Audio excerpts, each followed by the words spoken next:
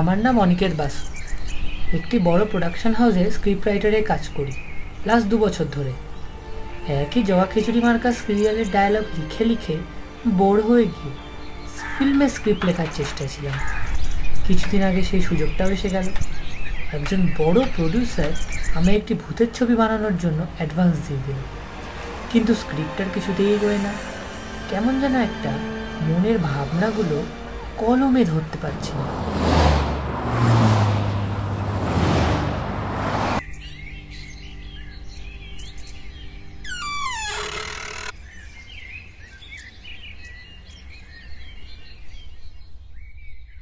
ও sorry, বলতে ভুলে গেছিলাম, এ বাড়িতে আমি একা থাকি না। আমার সাথে থাকে আমার গার্লফ্রেন্ড অদিতিয়া। ও এখনও কলেজে পড়ে। লাস্ট 2 ইয়ার্স ধরে আমাদের রিলেশন। যখন ওর বাবা মা এই ব্যাপারে জানতে পারে তখন ওকে একটা অপশন দিয়েছিল, ইদার আমি বা ওর বাবা মা। ওর জায়গায় আমি থাকলে বাবা মাকেই সিলেক্ট করতাম, বাট ও সেটা না করায় এখন ওর পুরো দায়িত্ব আমায় নিতে হয়েছে। ওর বাবা মা একটা টাকাও পাঠায় না, কজ ও বেরোবার সময় এটা বলে এসছে that I am stable enough to take care of her.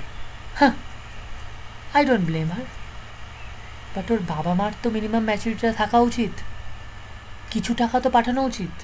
I don't mind আমার ফিউচারে শ্বশুর শাশুড়ির থেকে টাকা নিতে, এসব ব্যাপারে আমার অত ইগো নেই। আমায় দুটো গালিগালাজ দিয়ে দিক, বাট অ্যাটলিস্ট টাকাটা তো পাঠাক।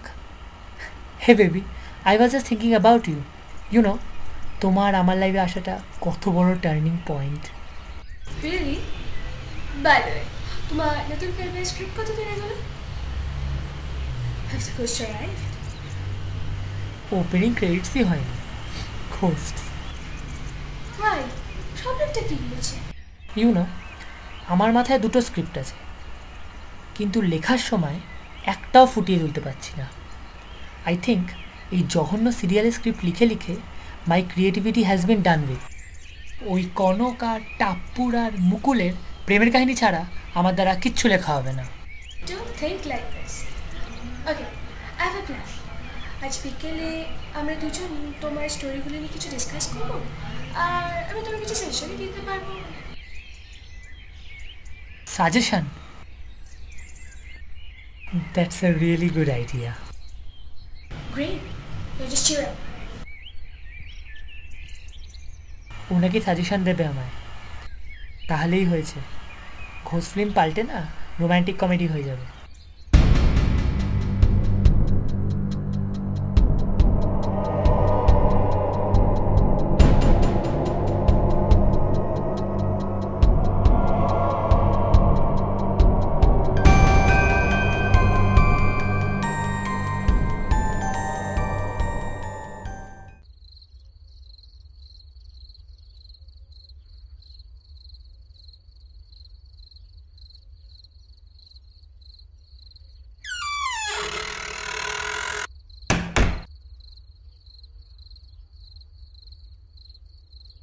এত টাইম লাগলো?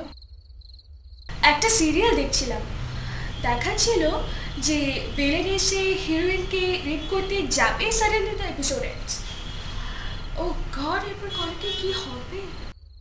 ও ওইটা, রেপ হওয়ার আগে ভিলেনের থেকে ওর বরের সাথে বাঁচিয়ে নেবে, দেন ভিলেন সবার কাছে ক্ষমা চেয়ে নেবে, তারপরে নায়িকা গিয়ে নিজেকে তুলে নেবে, তারপরে ওর বর সাসপেক্ট করবে that maybe she like someone else, আর তারপর বাস বাস বাস, don't be such a spoiler. তোমার গল্পটা বলো না। ওকে, স্টোরিটায় দুটো ক্যারেক্টার আছে, একটা হলো সুধাংশু ও প্রিয়তোষ বাবু। তাদের স্টপ স্টপ স্টপ, এক সেকেন্ড। তিনটে ক্যাডবেরি এনেছিলাম, এটা লাস্ট ছিল না, এবার আর ক্যাডবেরি ব্যাগ থেকে বার করা যাবে না।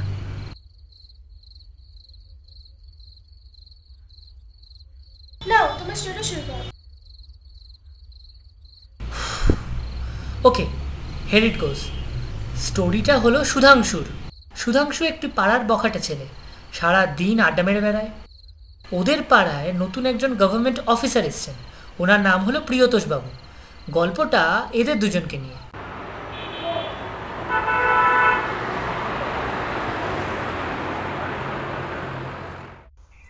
সন্দীপ ঘোষের বাড়িতে নতুন একটা ফ্যামিলি এসেছে।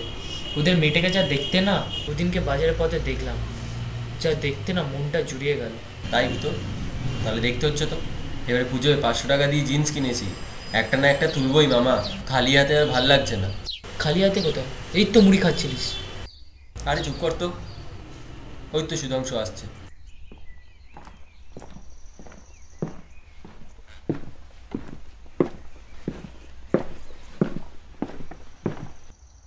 আরে আমাদের পাড়ার প্রিয়তোষবাবুর বাড়ি গেছিলাম, একটা চা পর্যন্ত খেতে দিল না। ভাবলাম ভদ্রলোক পাড়ায় নতুন এসছে, একবার গিয়ে আলাপ করে আসি। কিন্তু ওনাকে দেখে যতটা অমায়িক মনে হয় ততটা মিশুকে নন। ঘরদোর পরিপাটি করে সাজানো, কিন্তু ভদ্রতাবোধ অপেক্ষাকৃত বহুত কম। ওনার কিছু খবর জানো? হ্যাঁ, শুনলাম নাকি পাড়ার কিছু লোকে রাত 10টার পর ওনার ঘর থেকে মেয়ে মানুষের আওয়াজ পেয়েছে, কিন্তু দেখে তো ওনাকে দুশ্চরিত্র লম্পট মনে হয় না। এরকম লোককে আর পাড়ায় রাখা যায় না। পাড়ার ছেলেরা বলছিল আচ্ছা করে দুঘা দিই, পাড়া ছেড়ে পালাবে। শুধু কানাঘুষোর উপর ভরসা করে এতটা বাড়াবাড়ি করা ঠিক হবে না। আগে দেখা যাক ব্যাপারটা ঠিক কিনা, তারপর যদি কিছু করা যায়। বেশ তো, তাহলে আপনি যাচাই করে আসুন আজ রাত 10টা নাগাদ ওনার বাড়ি গিয়ে। ঠিক আছে।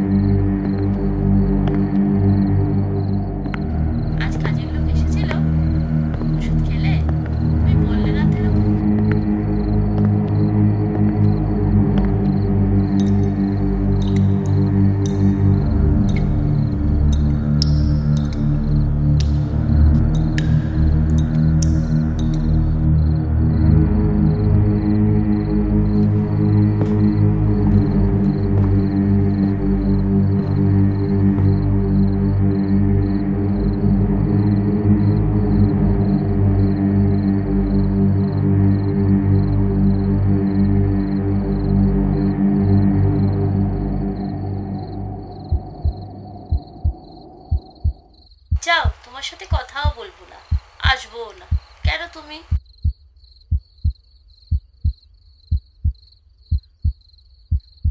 তোরের বাইরে একজন ভদ্রলোক আড়ি পেতে আমাদের কথা শুনছে। যাও, ওনাকে ভেতরে এনে বসাও।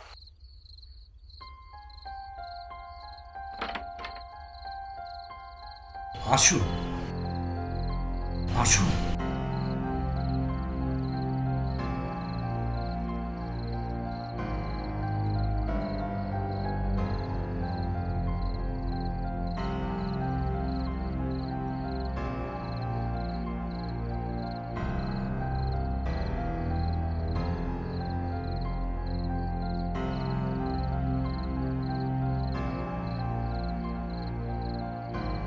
কিছু দরকার আছে কি? দরকার আছে বই কি। তুমি কার সাথে কথা বলো চুরি করে শুনতে এসেছেন। কি কে কথা বলছে প্রিয়তোষ বাবু?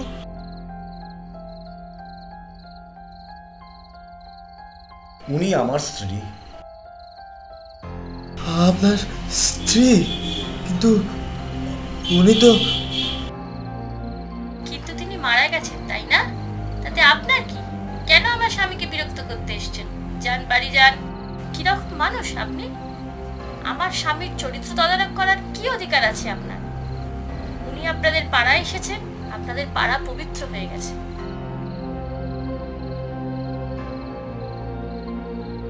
ওগো যাও, শুয়ে পড়ো, অনেক রাত হলো।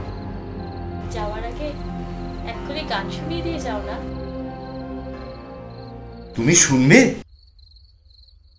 তুই ফেলে এসেছিস কারে মন মন রে আমার, তাই জনম গেল শান্তি পেলি না রে মন মন রে আমার।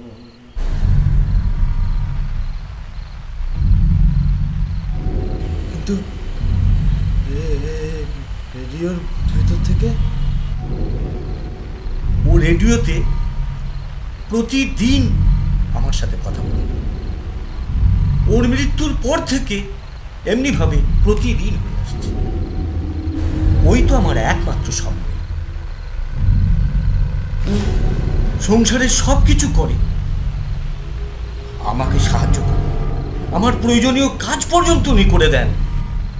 তাই তো ওর কথা মতো আমি কাজ করে যাই। কিন্তু কি করে সম্ভব? আপনি সে বুঝবেন না, বুঝবার অযথা চেষ্টাও করবেন না। তার চেয়ে বাড়ি যান। আপনার না বুকের ব্যামো আছে? ভালো চান তো শীঘ্রই বাড়ি যান, নইলে হয়তো আপনিও রেডিওর এপার থেকে কথা বলবেন।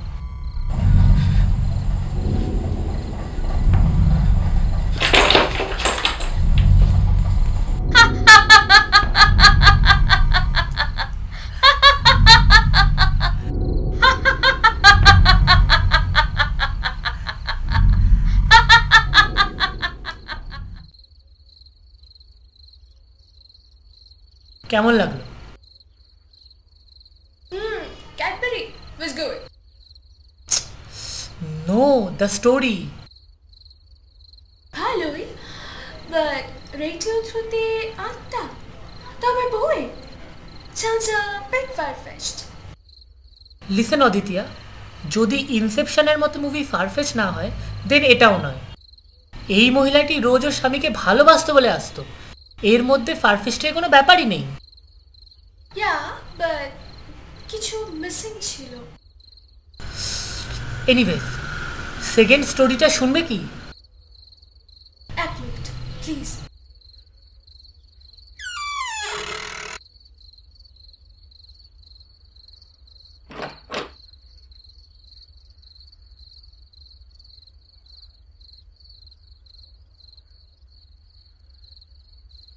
শিট, এটা আজ রাতে খাবো ভেবেছিলাম, এটাও গেল।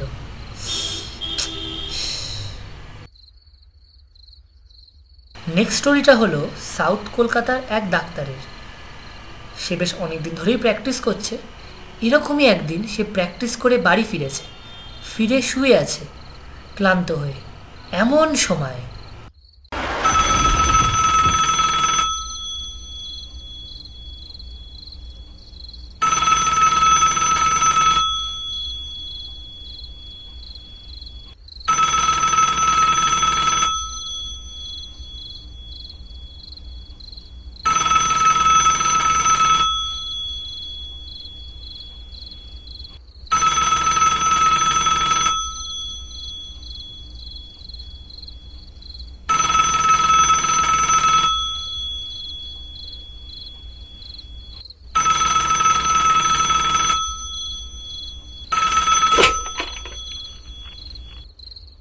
হ্যালো, 465176। ইয়েস, বীরেশ বাবু আছেন? বীরেশ চন্দ্র নিয়োগী বলছি। নমস্কার, এত রাত্রে ফোন করছি বলে কিছু মনে করবেন না। ঠিক আছে, কি ব্যাপার বলুন। আপনার সঙ্গে কয়েকটা কথা ছিল। আপনার নামটা জানতে পারি কি? আমার নাম গণপতি সোম। কিন্তু এখন তো কথা বলা সম্ভব নয়, কারণ এখন আমি শুতে যাচ্ছিলাম, আর তাছাড়া আপনাকে তো আমি চিনিও না। আমি কিন্তু আপনাকে চিনি। আপনার পেশা ডাক্তারি। 3 মাস হলো এই বাড়িতে এসছেন। আগের বাড়িতে আগুন লেগে প্রচুর ক্ষতি হয়, তাই আপনাকে এই বাড়িতে উঠে আসতে হয়। আপনার বয়স 25, আর আপনার একটি দাদা ছিলেন ইঞ্জিনিয়ার, সে ভোপালে থাকেন। কেমন, ঠিক বলিনি? কিন্তু এত কথা আপনি জানলেন কি করে? ধরে নিন এটা আমার একটা বিশেষ ক্ষমতা। এবার বলুন, আমার কথাগুলো শুনতে চান কিনা? ঠিক আছে, কিন্তু বেশি সময় লাগবে না তো? না, অবশ্যই কথার পর যদি কথোপকথন চলে তাহলে কিছুটা সময় লাগতে পারে। ঠিক আছে, বলুন। আজ থেকে 10 বছর আগের কথা বলছি। আমার পেশা ছিল ওকালতি। সেই সময় মুক্তারামবাবু স্ট্রিটে থাকতেন, তাই নয় কি? ঠিকই বলেছেন, কিন্তু আপনার দাদার নাম অরূপ। হ্যাঁ সে তখন সিটি কলেজে পড়তো। হ্যাঁ এটাও আপনি জানেন কিনা দেখুন, আপনার দাদার একটি বন্ধু ছিল, নাম শ্রীপতি। তা হতে পারে, আমার দাদার সব বন্ধুকে আমি চিনতাম না। এই শ্রীপতি ছিল আমার মেজো ছেলে। খুব ভালো ছেলে ছিল, যেমন পড়াশোনায় তেমনই স্বভাব চরিত্রে। তার বন্ধুদের মধ্যে সবচেয়ে অন্তরঙ্গ ছিল আপনার দাদা অরূপ। কিন্তু দুর্ভাগ্যক্রমে আমার ছেলে কুসঙ্গে পড়ে। তার ফলে ক্রমে তার মধ্যে অনেক বদভ্যাস দেখা দেয়। অরূপ অনেক চেষ্টা করেছিল, অনেক বুঝিয়ে বলে তাকে এই কুসঙ্গ ত্যাগ করাতে, কিন্তু তাতে সে সফল হয়নি। অথচ শ্রীপতির ওপর থেকে তার টান যায়নি। সে বদ্ধপরিকর ছিল যে সে আবার শ্রীপতিকে ঠিক পথে নিয়ে আসবে, কিন্তু তার চেষ্টা বৃথা হয়। এইসব কি আপনার জানা? হ্যাঁ, ওদের এই বন্ধুকে আমি চিনতাম, কিন্তু সে যে কুসঙ্গে পড়েছে সেটা জানতাম না। এবার একটা দুর্ঘটনার কথা বলি। আমার ছেলেকে জুয়ার নেশায় ধরে। সে রেসের মাঠে যেতে শুরু করে। তার ফলে তার অনেক হার হয় এবং বিস্তর দেনা হয়ে যায়। তখন সে অরূপের কাছে হাত পাতে, বলে তাকে উদ্ধার না করলে আত্মহত্যা ছাড়া গতি নেই। অরূপ তখন কিভাবে সাহায্য করে তা আপনি জানেন কি? এখন বুঝতে পারছি। কি বুঝছেন? আমাদের বাড়ির সিন্ধুকে একটি মহামূল্যবান হীরের আংটি ছিল, আমার বাবার ঠাকুরদার। হ্যাঁ, আপনার ঠাকুরদা ছিলেন চণ্ডীপুর স্ট্রিটের রাজার গৃহ চিকিৎসক। রাজাকে একবার দুরারোগ্য ব্যাধির থেকে রক্ষা করেন বলে তাকে এই আংটিটা দেন। কি ঠিক বলিনি? ঠিক। এই আংটিটা সিন্ধুক থেকে বার করে আপনার দাদা আমার ছেলেকে দিয়ে দেয়। আশ্চর্য ব্যাপার, আমরা এই আংটি অন্তর্ধান রহস্যের কোনো কিনারা করতে পারিনি। এমনকি পুলিশও কোনো কিনারা করতে পারেনি। পারবে কি করে? আপনার দাদা এত ভালো, তাকে তো কেউ সন্দেহ করে। হ্যাঁ, তা ঠিক। সেই আংটিটা কিন্তু আমার ছেলের কাছেই রয়ে যায়। আংটিটা তার এত ভালো লেগে যায় যে সে সেটি হাতছাড়া করতে চায়নি। শেষটায় আমি ছেলের অবস্থা জানতে পেরে মহাজনের কাছ থেকে টাকা নিয়ে ছেলের দেনা শোধ করি। সেই আংটি কি এখন আপনার ছেলের কাছেই আছে? হ্যাঁ, কিন্তু সেটা সে আপনাকে ফেরত দিতে চায়। তার আংটির শখ মিটে গেছে। সে আংটি ফেরত দিয়ে কলঙ্কের হাত থেকে রেহাই পেতে চায়। তাছাড়া আপনার দাদার মনেও একটা গ্লানি রয়েছে, সেটা দূর করা দরকার। অর্থাৎ আপনার ছেলে আমার সাথে দেখা করতে চায়? হ্যাঁ, এবং এক্ষুনি সে রওনা হয়ে গেছে। এতক্ষণে আপনার বাড়ির প্রায় কাছে পৌঁছে গেছে। আপনার ছেলের নাম কি বললেন? শ্রীপতি। আর আপনার নাম গণপতি। আচ্ছা, আপনাদের নাম কি রিসেন্টলি কোনো খবরের কাগজে বেরিয়েছে? তা বেরিয়েছে। দাঁড়ান, মনে করতে দিন। করুন, সময় নিন।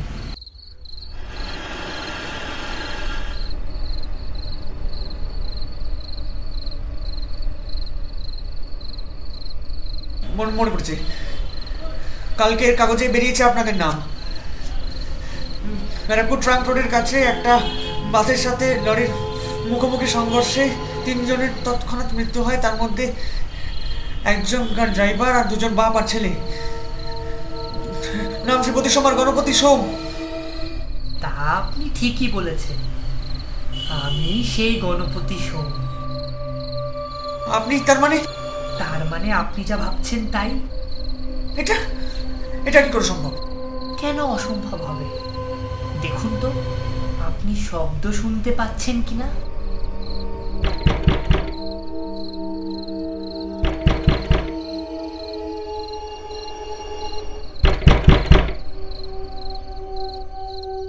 হ্যাঁ, আমি শব্দ শুনতে পাচ্ছি। আমার আমার নিচের দরজায় কে টোকা দিচ্ছে।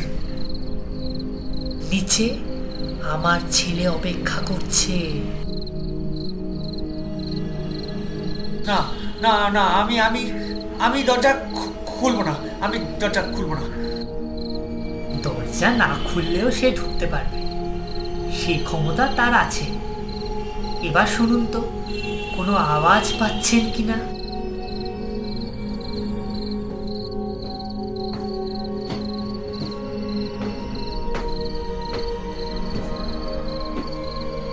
হ্যাঁ হ্যাঁ পাচ্ছি।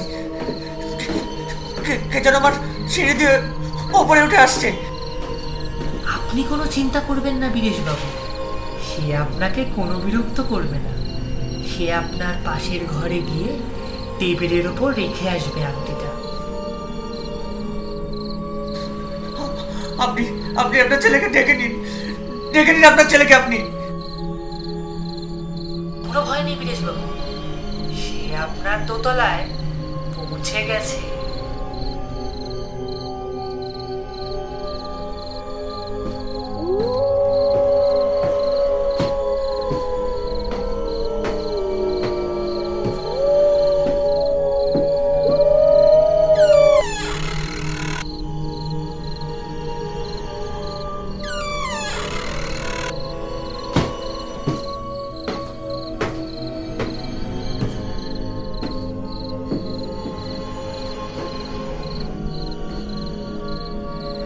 এবার আপনি নিশ্চিন্ত।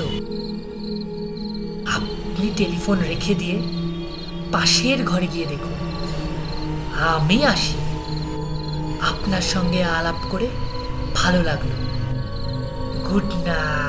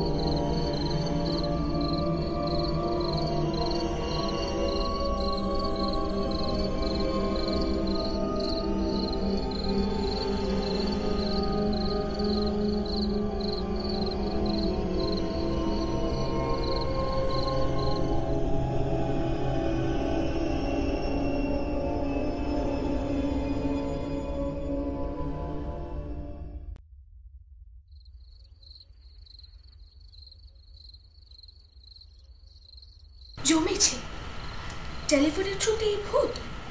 Quite interesting. বেশ একটা টেরেন্টিনো ভাব আছে। But again something's missing. Really? And what's that, Eddie? Love, emotion, something that will turn on the audience. I mean, scintillating, titillating. দেখো, অত ইংলিশ কথাবার্তা আমি জানি না। তোমার যদি সত্যি মনে হয় তুমি এর থেকে বেটার কিছু জানো, দেন প্লিজ বলো। তোমার মনের মধ্যে লুকিয়ে রেখো না। আমি একটা গল্প জানি। 92 কি 94 সালের গল্প হবে। নর্থ কলকাতার বুকে একটা বাড়িতে একটা সাংঘাতিক ঘটনা ঘটে গেছিল। গল্পটার সূত্রধার হলেন বড়দা, যিনি আমাকে গল্পটি বলেছিলেন।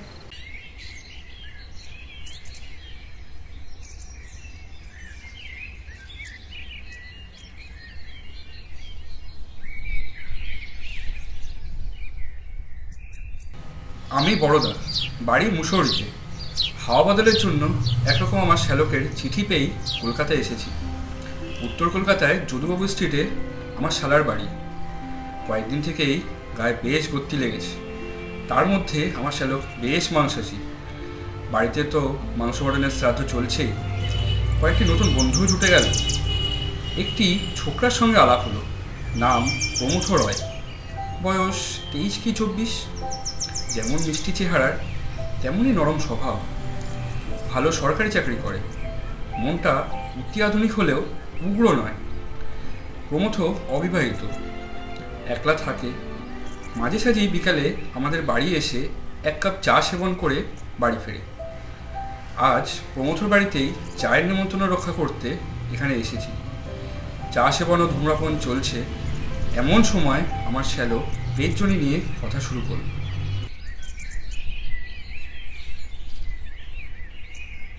ওহে প্রমথ, তোমরা তো আজকাল ভূতপ্রেত কিছুই মানো না। আমাদের বড়দা একজন পাকা ভূতজ্ঞানী ব্যক্তি। ভূতের প্রমাণ যদি চাও তবে ওনার কাছেই পাবে। আপনি একজন শিক্ষিত ব্যক্তি হয়ে এইসব বিষয়ে বিশ্বাস করেন?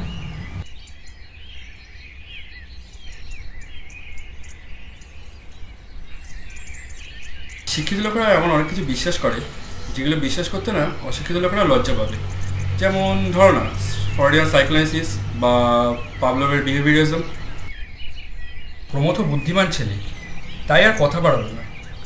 এমন সময় হঠাৎ একজন তরুণী ছাদে উপস্থিত হলেন। আমরা ছাড়া যে আর কেউ নিমন্ত্রিত হয়েছে সেটা জানতাম না। এগে আগে কখনো দেখিনি। তরুণী সুন্দরী, দীর্ঘাঙ্গী, মুখে একটু বিষাদের ছায়া। সাজসজ্জায় বেশ যত্ন আছে। চেহারা দেখে বয়স 20-21 মনে হয়। 2-1 বছর বেশিও হতে পারে। আমার শালা খুব আগ্রহের সহিত তাকে সম্ভাষণ করিলেন। আরে মিসেস দাস যে, কী সৌভাগ্য! আপনার সাথে দেখা হবে তা তো ভাবতেই পারিনি। সাপ্তাহিক শপিং করতে এদিকে এসেছিলাম, তাই ভাবলাম প্রমথবাবুর বাড়িতে একবার ঢু মেরে যাই। প্রমথ আমার সাথে মিসেস দাসের আলাপ করিয়ে দিল। ইশারাতে বুঝলাম উনি বিধবা।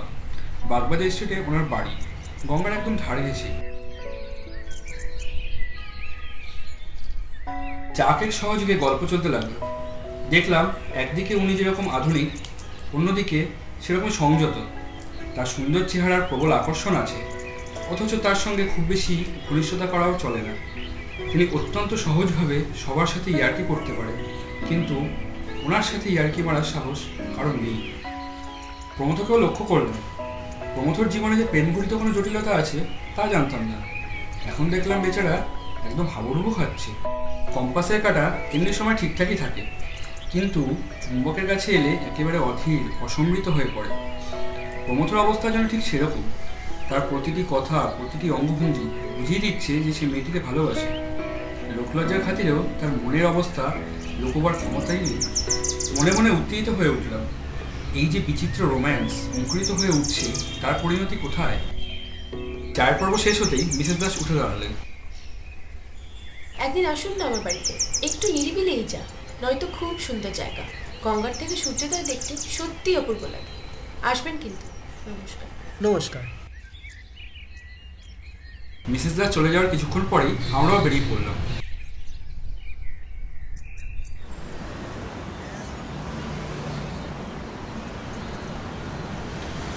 ব্যাপার কি? ভেতরে কিছু কথা আছে নাকি? লক্ষ্য করেছেন দেখছি। লোকের মুখে গুজব শুনেছিলাম আর চোখে দেখলাম। ও তো সাবিত্রীকে বিয়ে করার জন্য ক্ষেপে উঠেছে। ওর নাম বুঝি সাবিত্রী? তা উনি কি বলেন? যতদূর শুনেছি ওনার মত নেই। কেন মত নেই? তা বলতে পারি। কতকটা সংস্কারও হতে পারে, আবার কতকটা আমি তো সম্প্রতি ভালোবাসা হতে পারে। স্বামী কতদিন আগে মারা গেছেন? তা প্রায় বছর দিয়ে হতে চলবে। ভদ্রলোক রেলে বড় ইঞ্জিনিয়ার ছিলেন, হঠাৎ রেলে কাটা পড়ল। তোমার সাথে পরিচয় ছিল? সামান্য, বয়স আন্দাজ 25 হবে, কিন্তু খুব রাজবাড়ির লোক ছিলেন। সাবিত্রীকে বছর কয়েক আগে বিয়ে করেছিলেন। সাবিত্রী বাগবাজারে থাকে কেন? বাড়িটা দাসেরই ছিল, উত্তরাধিকার সূত্রে পেয়েছে। আর অলরেডি মারা গেছে তো, মাসোয়ারা পায়, তাতেই চলে। সাবিত্রীকে কেমন মেয়ে বলে মনে হয়? ভালো মেয়ে, ওরম মেয়ে দেখা যায়। আর এই বয়সে একা থাকে, কিন্তু কেউ নামে একটা বাজে কথা বলতে পারবে না। বিধবা বিবাহ নিয়ে তোমার কি মত? এরকম ক্ষেত্রে হলেই ভালো। সারা জীবন অতীতের পানে চেয়ে থাকার কোনো মানে হয় না। ছেলে মেয়ে থাকলে তাও একটা কথা ছিল। সেটাই। এরপর 3 দশক কেটে গেল। প্রমথ আর এখানে আসেনি। হয়তো আমরা ওর মনের অবস্থা আজ করতে পেরেছি বলেই সে আমাদের এড়িয়ে যাচ্ছে।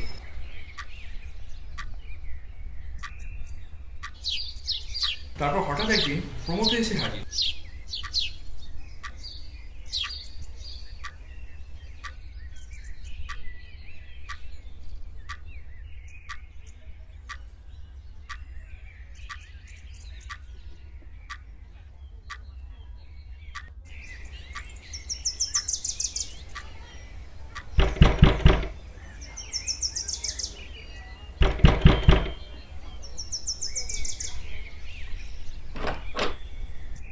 আরে প্রমথ যে, আসো আসো। কি হে প্রমথ, কি খবর?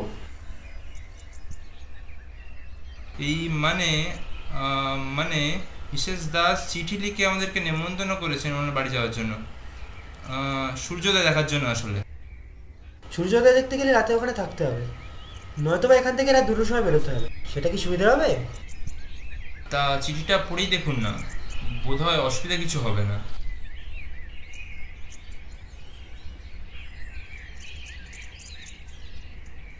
আপনাকে প্রীতি ও শুভেচ্ছা প্রমথবাবু।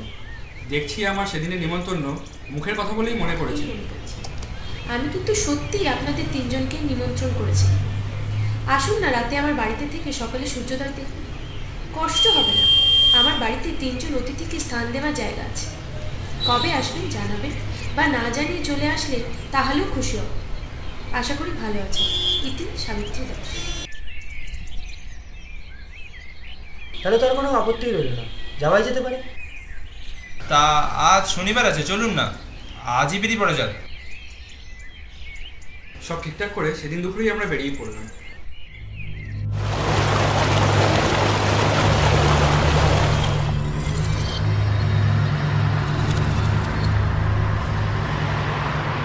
মিসেস দাসের বাড়ি পৌঁছাতে পৌঁছাতে দিনের আলো ফুরিয়ে এলো। তবু গঙ্গার ওপর সূর্যাস্তের আবির লেগে আছে।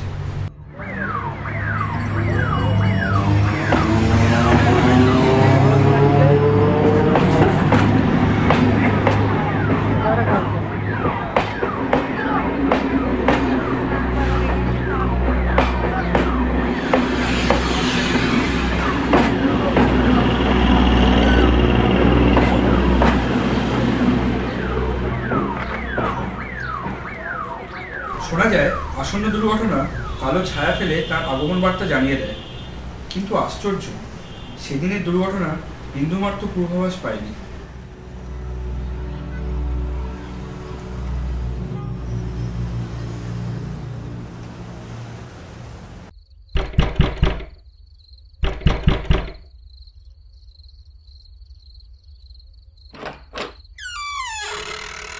আরে আসুন আসুন।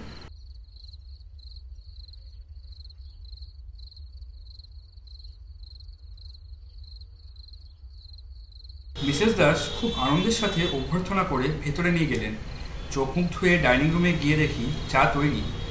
আমরা চা খেতে বসলাম। ড্রয়িং রুমে একটা ফটো ফ্রেমে একটা ফটো রাখা ছিল। চা শেষ করে ওটা সামনে গিয়ে দাঁড়ালাম। ইনি অকালমৃত মিস্টার দাস, সন্দেহ নেই। চেহারা সুন্দর বলা চলে না, কিন্তু বেশ দৃঢ়তা আছে। মনে মনে এই মুখটির সাথে প্রমথর নরম মুখের তুলনা করছি, এমন সময় পাশে মিসেস দাস এসে দাঁড়ালেন। আমার স্বামী। মিসেস দাস একবার প্রমথের দিকে চাইলেন আর একবার ছবির দিকে চাইলেন। মুখ দেখে মন বোঝা সম্ভব নয়, কিন্তু সন্দেহ হলো তিনিও আমার মতন ফটোর সঙ্গে প্রমথর মুখের তুলনা করলেন। এসে বসলাম সবাই, গল্প চলতে লাগলো। আমি ভাবলাম মেয়েদের মন বোঝা সহজ নয়। এই যে আজ উনি আমার মতন এক অপরিচিত ব্যক্তিকে নিমন্ত্রণ করে এনেছেন, এটা কি শুধুই লৌকিক সহৃদয়তা, নাকি এর আড়ালে একজন বিশেষ ব্যক্তিকে কাছে পাওয়ার ইচ্ছা লুকিয়েছিল? ক্রমে রাত হলো।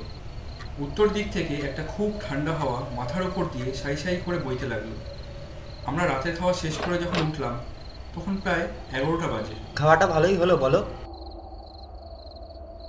আপনারা শুয়ে পড়ুন গিয়ে, সকাল 3:30টার আগে উঠতে হবে কিন্তু, নইলে সূর্যোদয়ের সব সৌন্দর্য দেখতে পাবেন না। এখন শুতে গেলে কি 3:30টার সময় ঘুম ভাঙবে? তাহলে তো আমাদের অভিযানটাই বৃথা হয়ে যাবে। আচ্ছা বলছি কি, আপনার কাছে অ্যালার্ম ঘড়ি আছে? না না, ওসব নিয়ে চিন্তা করবেন না, আমি ঠিক আপনাদের উঠিয়ে দেবো। কিন্তু আপনার ঘুম যে ভাঙবে তার ঠিক কি? আমি ঘুমাবো না, এই ঘন্টা বই পড়েই কাটিয়ে দেবো, আমার অভ্যেস আছে। তাহলে আমিও জেগে থাকি, আপনারা শুয়ে পড়ুন। এই প্রস্তাবে আমার মন সায় দিল না। আমরা দুজন ঘুমাবো আর এই দুজন যুবক যুবতী জেগে থাকবে? তবে আমরা সবাই জেগে থাকি না, আমার আবার নতুন জায়গায় সহজে ঘুম আসে। আমারও ঠিক তাই। 4 ঘন্টা দেখতে দেখতে কেটে যাবে। চলো তাস খেলা যাক। কিন্তু বাড়িতে তো তাস নেই।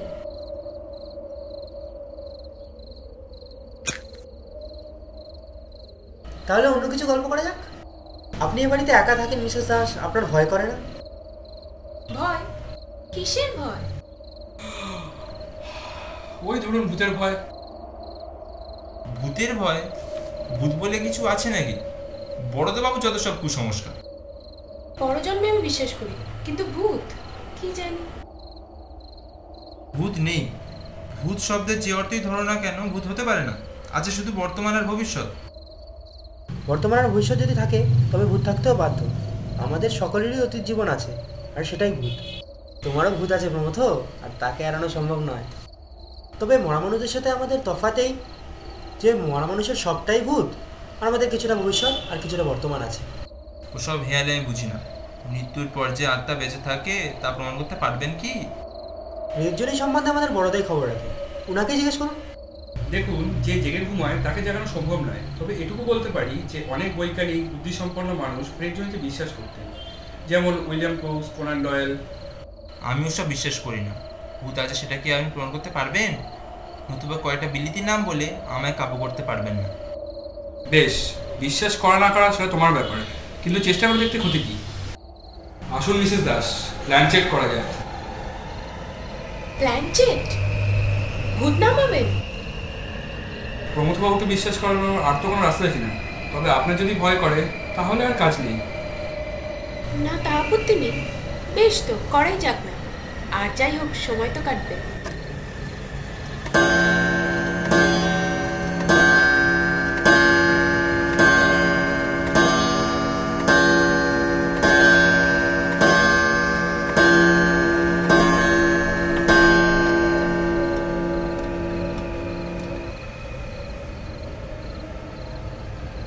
কাকে ডাকা যাবে? যে কেউ হতে পারে, তবে এমন লোক দরকার যাকে আমরা সবাই চিনি, অন্তত যার চেহারা আমাদের সবার জানা আছে।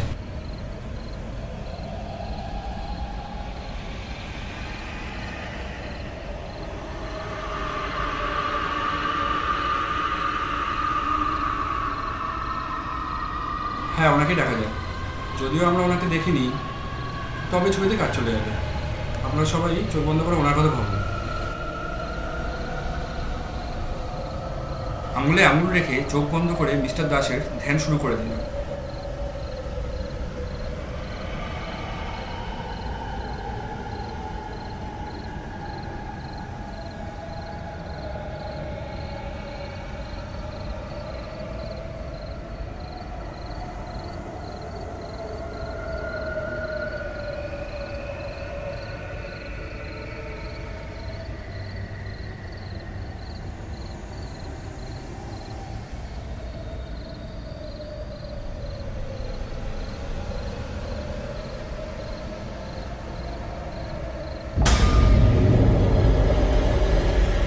লাঞ্চের টেবিলে যখন আত্মার আবির্ভাব হয় তখন টেবিলটা কাঁপতে শুরু করে।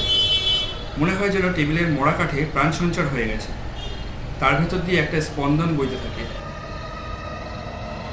10 মিনিট বসে থেকেও যখন টেবিল নড়ল না, তখন আমি আস্তে আস্তে চোখ খুলে বাকিদের দিকে তাকালাম। কিন্তু প্রমোদকে দেখেই বুঝলাম প্রেতের আবির্ভাব হয়েছে, তবে টেবিলের ওপর নয়, মানুষের ওপর।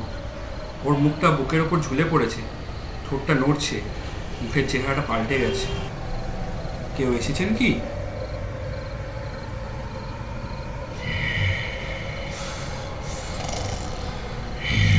সাবিত্রী,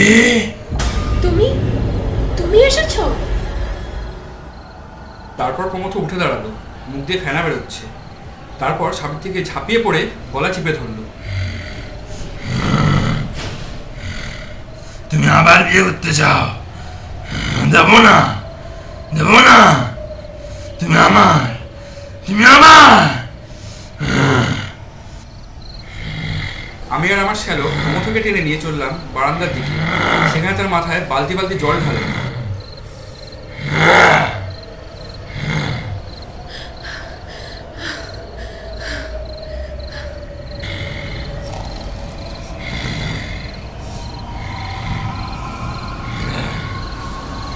আপনি চলে যান, আপনি চলে যান।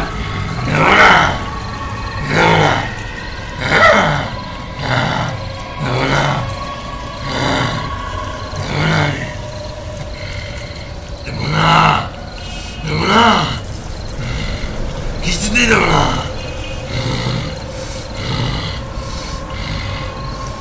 ক্রমে তার গলা ক্ষীণ হয়ে উঠল, হাত পা ছড়া বন্ধ করল। আধ ঘন্টা পর আমরা চ্যাংদোলা করে তুলে এনে বিছানায় শোয়ালাম। শরীরে শক্তি নেই, কিন্তু মুখ দিয়ে বিড়বিড় করছে।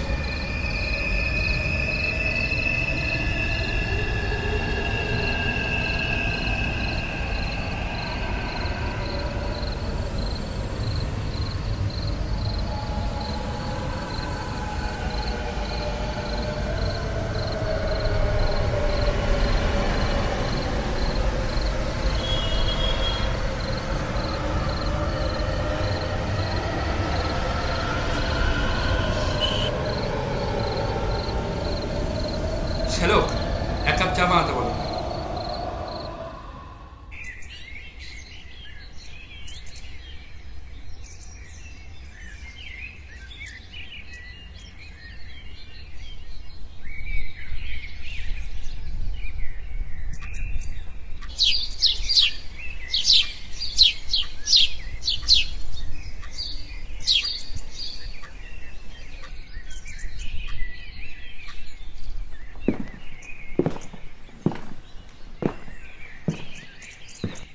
প্রমথবাবু আজ এখানেই থাকুন। আপনারা যদি আজ নিতান্তই না থাকতে পারেন। যাওয়া খুবই দরকার, তবে আমরা না থাকলে আপনার যদি কোনো লজ্জার কারণ হয় সেই জন্য ভাববেন না। আচ্ছা, তাহলে আমরা বেরিয়ে পড়ি আজ। আসলাম।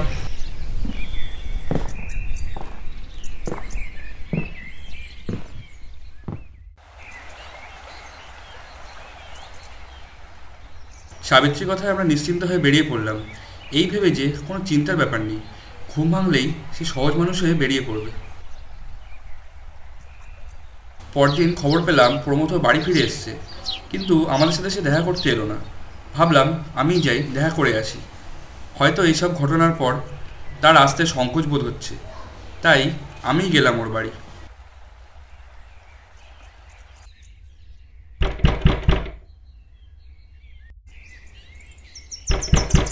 পরের দিন সকালবেলায় প্রমথর বাড়ি গেলাম। দরজায় টোকা দিতেই সে দরজা খুলে বাইরে এসে দাঁড়ালো।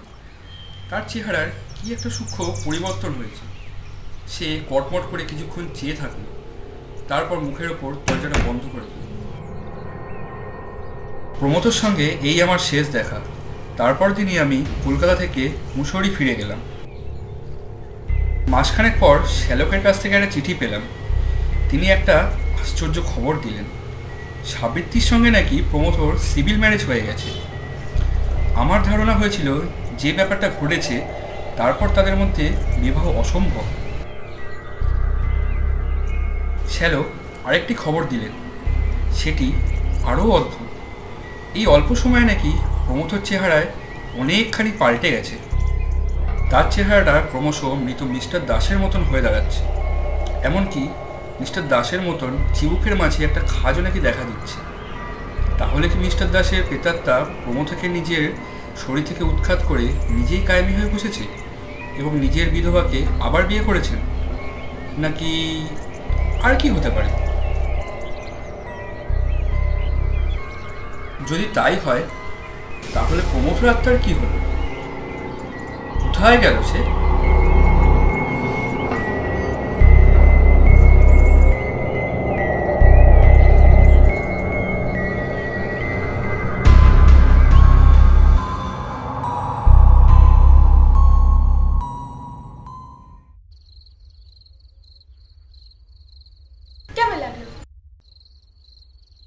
না, স্টোরিটা সত্যি খুব ভালো। Equal mixture of love, emotions and horror element. আর লাস্টের টুইস্টটা জাস্ট দারুণ। সবই ঠিক আছে, বাট প্ল্যানচেট করার পর আত্মাটা প্রমথর শরীরেই রয়ে গেল, আর তার চেহারাটাও আস্তে আস্তে পাল্টাতে লাগলো। এটা একটু বেশি অবাস্তব হয়ে গেল না? Listen mister, this is a real life story, and এরকম হতেই পারে যে কখনো কখনো আত্মাটা এই দুনিয়ার কাউকে এতটাই ভালোবেসে ফেললো যে সেই দুনিয়া ছেড়ে যেতেই পারলো না। আবার এটাও হতে পারে যে আত্মাটা হয়তো জানি না যে সে কখনো মারা গেছে। এটা কি সম্ভব? অডিয়েন্স এটা কি বিশ্বাস করবে? বিশ্বাস করো তোমার ব্যাপার, বাট এরকমটা হতেই পারে। Believe it. ফর এক্সাম্পল, কাউকে খুব ভালোবাসলে শুধু তার নাম ধরে ডাকলে সে অন্য দুনিয়া থেকে চলে আসতে পারে। প্ল্যানচেট করার দরকার হয় না। এটা সম্ভব হবে না। ঠিক আছে, আমি আমার একটা পিসিকে খুব ভালোবাসতাম, তো চেষ্টা করে দেখাই যায় যদি পিসিকে ডাকা যায়। করো। পিসি, তুমি যেখানেই আছো একবার আমার সাথে দেখা করে যাও। একবার পিসি, প্লিজ, জাস্ট একবার।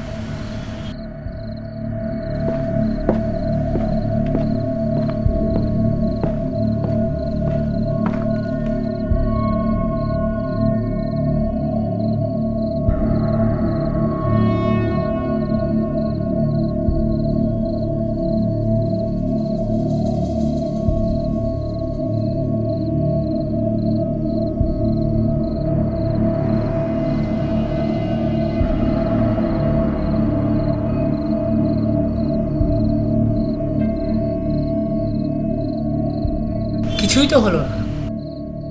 একটু অপেক্ষা করো, মেবি যে কোনো সময় দরজা একটা টোকা। টর্চটা কোথায় রেখেছিলে? খুঁজে দেখো না, এখানে রেখেছিলে। কোথায় গেল? এই তো পেয়েছি পেয়েছি পেয়েছি টর্চটা। তোমার পিসি, তুমি যাও, দরজাটা খোলো। সকালবেলা আমি কাছে লোকে দরজা খুলেছিলাম, এখন তুমি যাও না। তোমার পিসি তো আমার মনে হয় তোমাকে এক্সপেক্ট করছে। তুমি যাও না, আমি দাঁড়াচ্ছি। ঠিক আছে, চলো দুজন একসাথে খুলি। ঠিক আছে, চলো।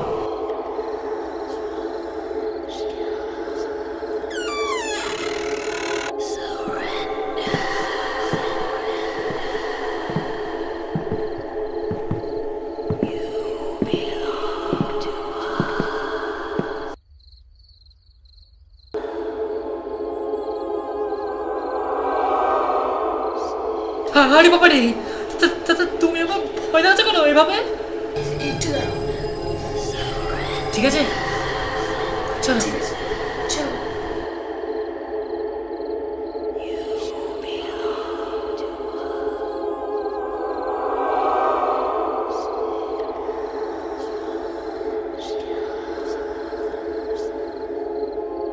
খুলবো দরজাটা? তিন বলবো। একটু দাঁড়াও। খুলছে কিন্তু। 1 2 3।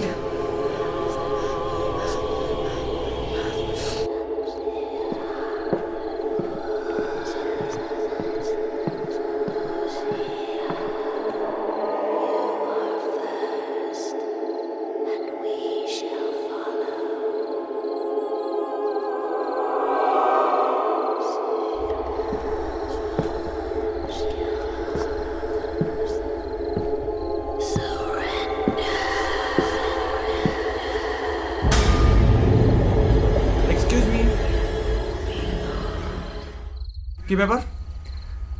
আপনি দেখলাম অনেকক্ষণ ধরে দরজায় টোকা দিচ্ছেন, এখানে কার সাথে দেখা করতেছেন?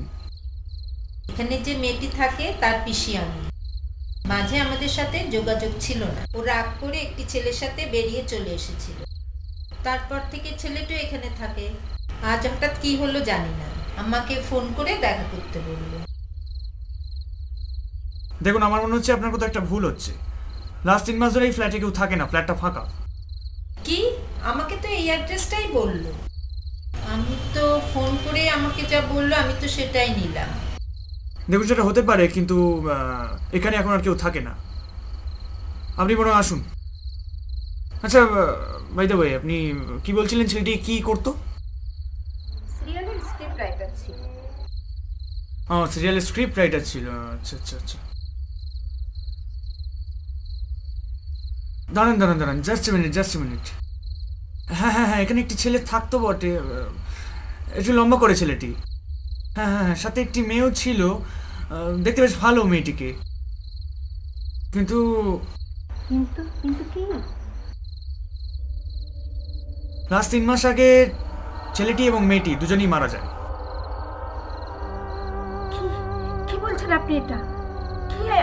আমাকে এইভাবে আমি বিশ্বাস করতে পারছি না। এটা আমার পক্ষে বিশ্বাস করা সম্ভব না। আমি বিশ্বাস করতে পারছি না।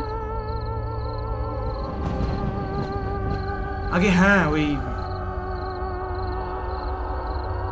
যত শুনেছিলাম ছেলেটি একটি সিনেমার কাজ পায়, তারপর যা হয় সিরিয়াল ছেড়ে ছুড়ে ওই নিয়েই সিনেমাটা শেষ অবধি রিলিজ করেনি।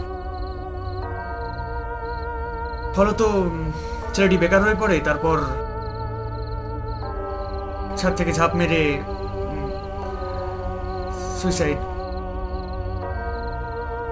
মেয়েটির সেই শখটা সহ্য করার ক্ষমতা ছিল না, তাই স্লিপিং পিলস খেয়ে সেও ছেলেটির মতো। তাই তো বললাম আপনাকে, এই ফ্ল্যাটে এখন আর কেউ থাকে না। আপনাকে কেউ একটা ভুল ইনফরমেশন দিয়েছে, আর আপনিও সেইভাবে। অ্যাকচুয়ালি ওরা মারা যাওয়ার পর থেকেই ফ্ল্যাটে ফাঁকা পড়ে আছে এভাবে। তাই তো বললাম আপনাকে, এখানে কেউ।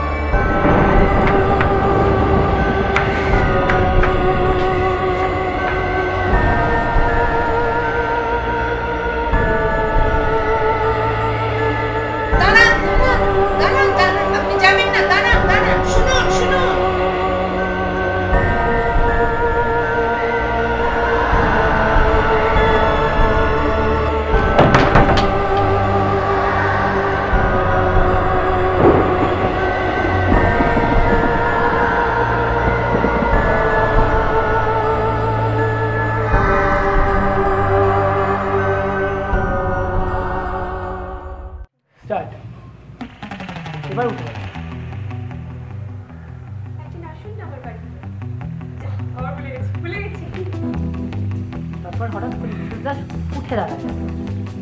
বলেন।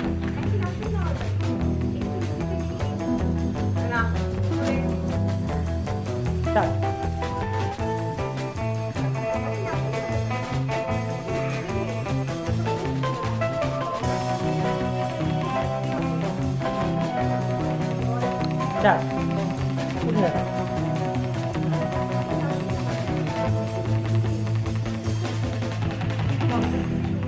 আবার সমুদ্র বলে ফেল। স্টার্ট।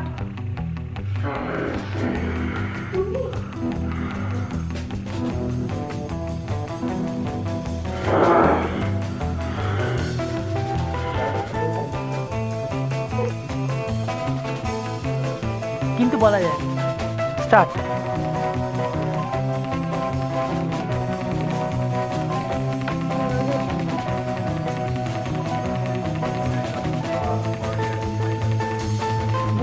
তাড়াতাড়ি উঠে।